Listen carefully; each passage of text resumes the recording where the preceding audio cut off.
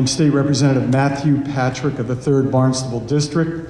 I'm a longtime member of the Legislature's Telecommunications, Utilities, and Energy Committee.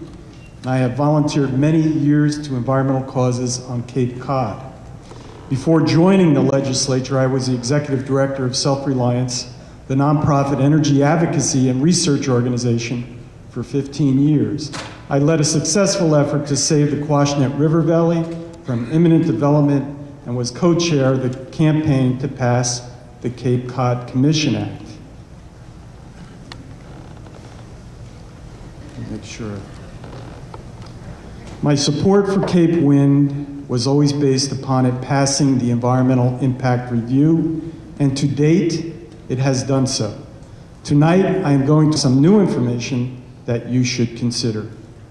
Based on information I have received as a member of the Energy Committee, it is my opinion that it is likely that the Canal Power Plant will be shut off most of the year if the Cape Wind project is built and a peak load shedding program is implemented. For a little more than a year, the Canal Power Plant has been kept running only because of a transmission restriction in southeastern Massachusetts. If not for this transmission restriction, the Canal Power Plant would be shut off most of the year because it could not compete due to the high price of oil. Southeastern Massachusetts ratepayers are now paying $9 million a month, $9 million a month extra to keep the Canal Power Plant running at about 17% of its capacity, and we don't even need the electricity.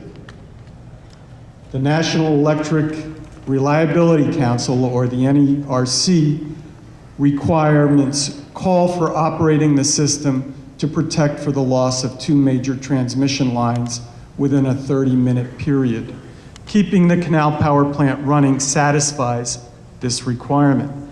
NSTAR, which is our local utility, is starting a Department of Public Utilities proceeding to install system upgrades that will improve but not fully relieve the problem.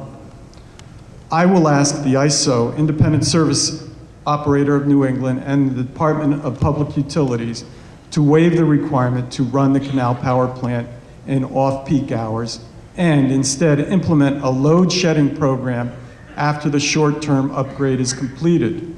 The NERC standards do allow for load shedding in the event there is a 2-line loss.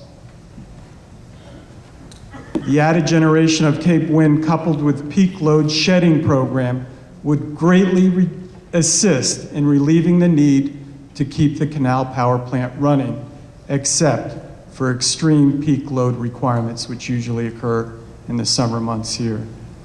However, wind monitoring in Nantucket Sound during summer peak hour usage shows that there have been strong winds that would complement the high demand load profile of the Cape and the islands. Thank you very much for your consideration. Thank you very much.